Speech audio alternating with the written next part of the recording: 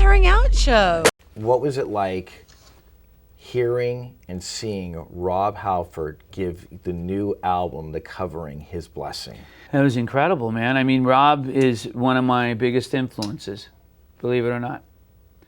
And saw Priest when I was a teenager, man, and followed them back to their hotel. They were having a big party, my buddy Greg and I, and went and knocked on the door and asked for Rob Halford, you know, and he came to the door and said, "Hey, what's up?" You know, and we were sitting there, we were just blown away in awe, you know. So I'm a big fan.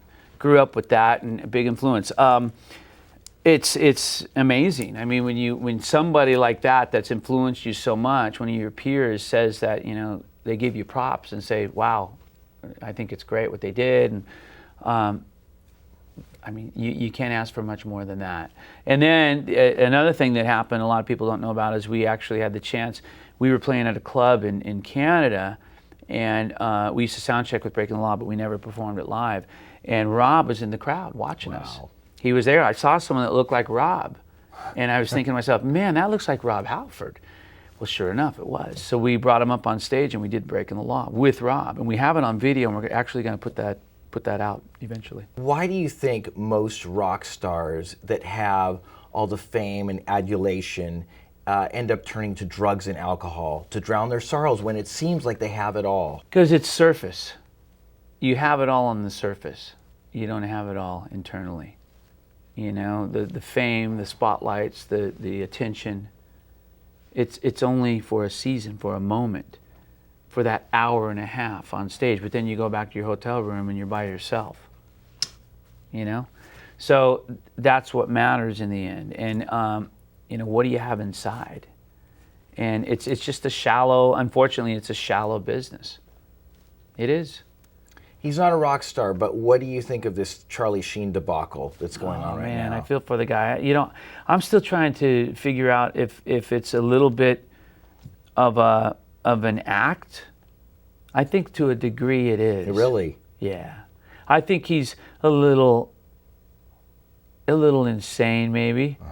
You know, not playing with the full deck, obviously, but I think it's definitely played upon. What do you think? It's getting him all this press. He's going to get a book deal. He's going to get another show. He's going to get movies. It's probably going to, you know, take his career to a new level. It's a publicity scam. Well, that's what I'm saying. But I don't think entirely. I think they're using his insanity as a publicity scam. I think he's a little, you know, messed up. But I also think, I feel bad for the guy. I mean, he's like any one of us. You know, he needs love and grace and mercy. But I think he's got some demons he's wrestling with. But I think they're playing up on that, even him to a degree. I mean, this last video stuff I saw of him, I don't buy it. Really? I know.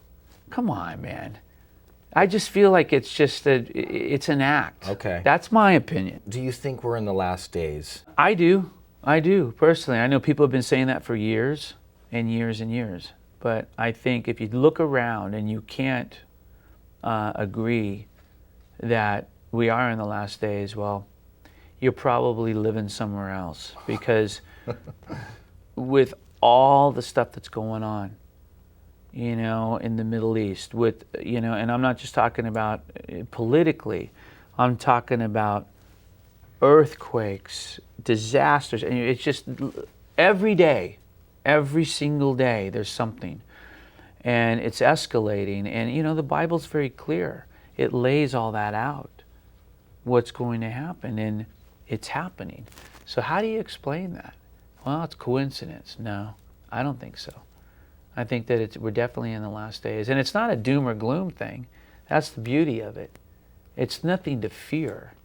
It's like, and I'm probably going to get known as being a wacko for saying all this stuff, but it's, you know, if you have a relationship with God and you believe that there is a place to go, and we're going somewhere better, what is there to fear?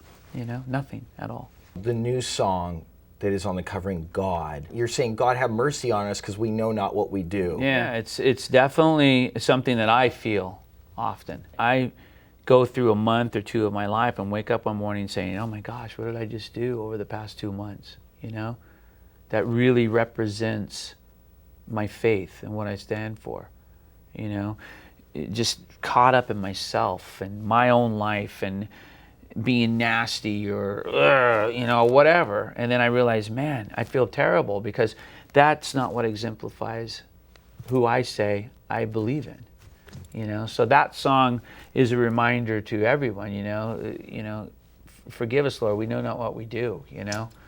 Maybe we'll get it right someday. Or did those lyrics all come to you at once, or was it over time? No, man, I'll tell you, and this is the God honest truth, and this isn't a boast, because I write songs, sometimes it take me a month or two to finish.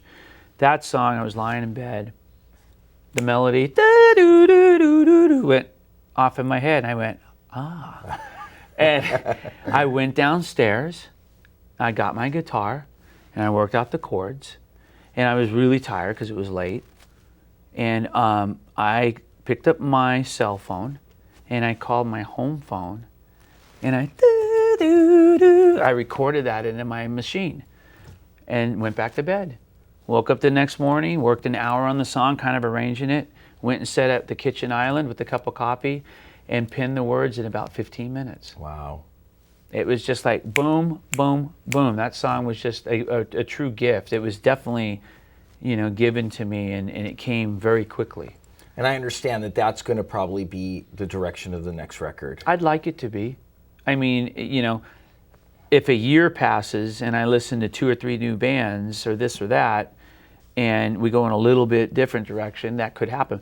But I can assure you of this and guarantee everyone watching and listening to this, it's going to be a heavy album.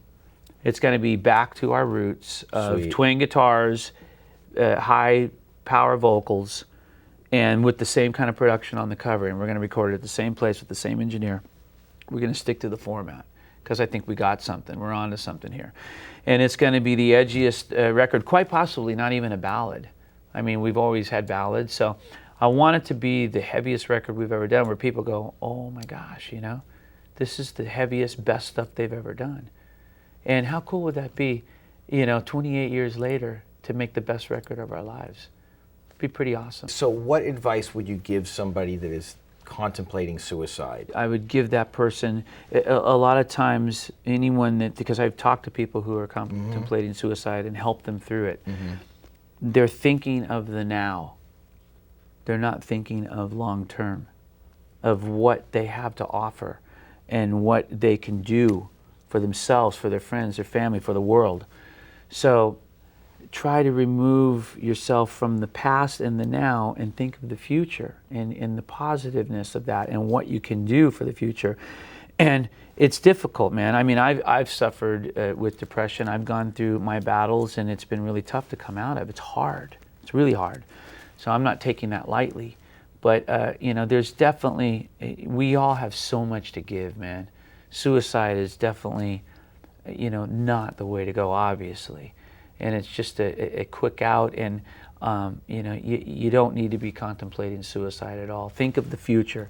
And you know, life changes so quickly.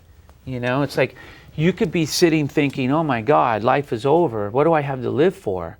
And then in a week, you're doing this or doing that, and you're looking back saying, how did this happen? It happened to me with Boston. I mean, I was going through the darkest time of my life with Kyle, being sick, and what she and I were going through, feeling like God wasn't there in my life, feeling like God wasn't there in her life. And I get the phone call to, you know, perform with Boston, and it just came out of nowhere. And it really felt, to me anyway, at that time, like God was tapping me on the shoulder saying, I have more for you. You know, it's not over. And that's the way it is, man. There's always more, always more. Do you still see lives being changed while you're on tour with STRYPER? Definitely, absolutely. We present things in a little different way. We used to, you know, do things a little differently when we would perform. I think it's just as powerful now. We throw out Bibles, and it's more about let the music present the message than pull out a Bible and start preaching or something like that. So, not that we ever did that, but we really want the music to do the talking. And in the lyrical sense and in the musical sense. You know, just play. What's next for Stryper and Michael Sweet? Next, we're talking about maybe a re-record album, possibly. We're talking about a covering two at some point, maybe. This one's been so successful. And we're definitely going to do an all-original album.